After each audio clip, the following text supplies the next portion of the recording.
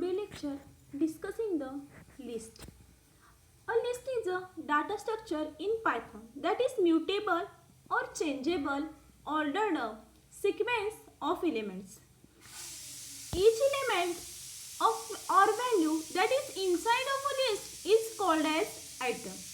Just as strings are defined as characters between quotes, lists are defined by having values between square brackets. Just square brackets. List is the most versatility Python data structure and stores an ordered sequence of elements, just like your shopping list or to-do list in Python. Lists are mutable, meaning that the elements can be altered, unlike tuples or even strings. These elements of a list are called items and can be any data type.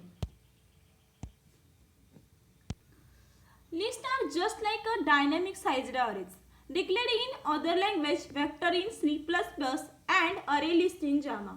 Lists need not be homogeneous always, which makes it a most powerful tool in Python. A single list may contain data types like integer, string as well as objects. Lists in Python are ordered and have a definite count. The elements in a list are indexed according to a definite sequence, and the indexing of a list is done with 0 being the first index. Each element in the list has its definite place in the list, which allows duplicating of elements in the list, with each element having its own distinct place and creditability. This is the introduction of the list. A list can be defined as a collection of values or items of different data types. The items in the list are separated with a comma and enclosed with the square brackets. There are some characteristics of lists. The lists are ordered. This is the first characteristics of list. Second one is the element of the list can be accessed by index.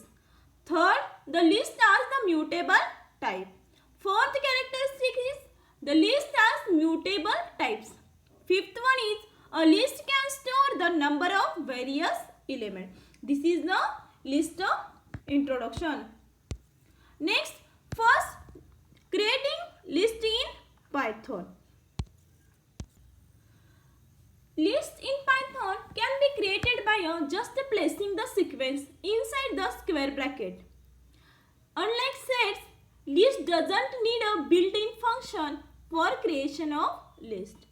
Unlike sets, list may contain mutable elements. Let's see example of creating a list in Python. Discussing the first example of creating list. Declare list is equal to 2 square brackets, then print blank list, then print list. Output is display is blank list. म्हणजे तुम्ही list मध्ये कोणतीही value define केलेली नाहीये आणि print काय करून घेतले ब्लँक लिस्ट, म्हणून ब्लँक लिस्टला आउटपुट काय आले तुमचं blank list. This is the first way to creating list in python. Second is creating list of numbers. म्हणजे एखाद्या लिस्टला तुम्ही सगळ्या नंबर व्हॅल्यू डिफाइन केला तरी तुम्ही लिस्ट क्रिएट करू शकता. एक्झाम्पल बघा, list is equal to square bracket मध्ये व्हॅल्यू आपण डिक्लेअर केलेले आहेत 10, 20 and 14. स्क्वेअर ब्रॅकेट कंप्लीट केला. देन प्रिंट ब्रॅकेट मध्ये लिस्ट ऑफ नंबर्स आणि प्रिंट करून घेतली लिस्ट. आउटपुट काय डिफाइन झालं list of numbers and 10, 20 and 14. This is the creating list of numbers. म्हणजे आपण ब्लँक सुद्धा लिस्ट क्रिएट करू शकतो. एखादी लिस्ट क्रिएट केल्यानंतर फक्त नंबरची लिस्ट क्रिएट करू शकतो. Another way to declaring list is string, creating list of string and accessing using index. Example, list declare केले list is equal to square bracket मध्ये value string पास केले gigs square bracket double quote मध्ये gigs comma double quote मध्ये for comma gigs double आणि square bracket is complete. declare काय केली list आपण string value declare केली. then print slash and list item. Then print काय केला इथे ॲक्सेसिंग काय केलं इंडेक्स नंबर 0 देऊन व्हॅल्यू 0 to 2 व्हॅल्यू काय आपला 0, व्हॅल्यू काय आहे गिग्स अँड प्रिंट लिस्ट 2 हा काय झाला इंडेक्स नंबर झाला, पुन्हा आउटपुट काय झालं गिग्स, म्हणजे इंडेक्स नंबर काय झाला 0, 1 and 2. This is the third way to declare to string, creating a list of string. Next, creating a multi-dimensional list by nesting a list inside a list. म्हणजे यामध्ये काय केलेलं आहे, लिस्ट डिक्लेअर केले, त्या list declare करताना पुन्हा एक स्क्वेअर ब्रॅकेट मध्ये पुन्हा स्क्वेअर ब्रॅकेट देऊन व्हॅल्यू पास केले, स्क्वेअर ब्रॅकेट कंप्लीट केला, नेक्स्ट पुन्हा स्क्वेअर ब्रॅकेट ओपन करून स्क्वेअर ब्रॅकेट कंप्लीट केला आणि तो फर्स्ट जो स्क्वेअर ब्रॅकेट ओपन केला होता तो काय केला इथे क्लोज केला. This is the multi dimensional way to creating list. Then print multi dimensional list, print list. Output बघा मल्टी डायमेन्शनल लिस्ट दिले आणि सेम जी लिस्ट तुम्ही पास केली होती ती काय तुम्हाला आउटपुटला डिस्प्ले झाली. नेक्स्ट आहे creating a list with multiple distinct or duplicate element. Example, a list may contain duplicate values with their distinct position and hence multiple distinct or duplicate values can be passed as a sequence at the time of list creation. म्हणजे list मध्ये define करताना तुम्ही एखादी list काय केले define केले, declare केले, त्याच्यामध्ये व्हॅल्यू काय केलाय सेम व्हॅल्यू तुम्ही मल्टिपल टाइम्स काय केलेले पास केल्या, त्या काय झाल्या तुमच्या डुप्लिकेट व्हॅल्यू पास झाल्या. मग जर का तुम्ही डुप्लिकेट व्हॅल्यू सुद्धा लिस्ट मध्ये पास केल्या असाल तरी तुम्हाला काय करू शकता, तुम्ही लिस्ट क्रिएट करू शकता.